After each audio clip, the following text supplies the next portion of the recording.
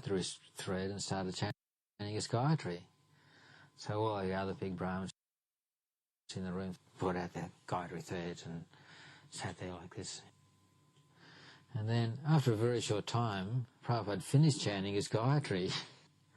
Everyone else still had their, sacred thread hooked around their thumbs.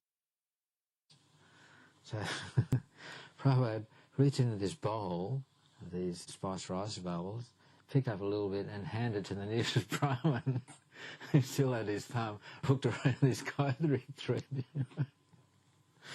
And what a dilemma. So all the devotees immediately stopped chanting their Gayatri, put their hands out and accepted what Prabhupada was offering them. I've later found out from Shruta Kirti's book, this was a fairly common occurrence, that Prabhupada chanted his Gayatri very quickly. So one by one the devotees got up and left the room, and I was still sitting there alone with Prabhupada. And he asked me what my service is. I said, Prabhupada, I do cooking and deity worship. He said, oh, that is very nice.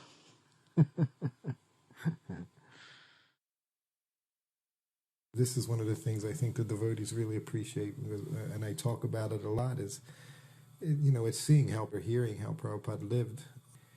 That, we all need to see and know how Prabhupada practiced Krishna consciousness. And taking prasadam was, to me, was just such a wonderful activity, the way he did it. You can see he always took prasadam alone, 99% of the time. And if there was someone who was in the room, when I would bring him prasadam, he would just very graciously, he would take off a piece of fruit or 2 or 3 for whoever was there, or a little sweet, and just give them a little something and say, okay, Hare Krishna, and send them on their way. And then he would sit there and he would just honor prasadam. He did it very calmly and peacefully, and never in a rushed way, never talking about different things, but he relished prasadam. It was such a nice thing to see.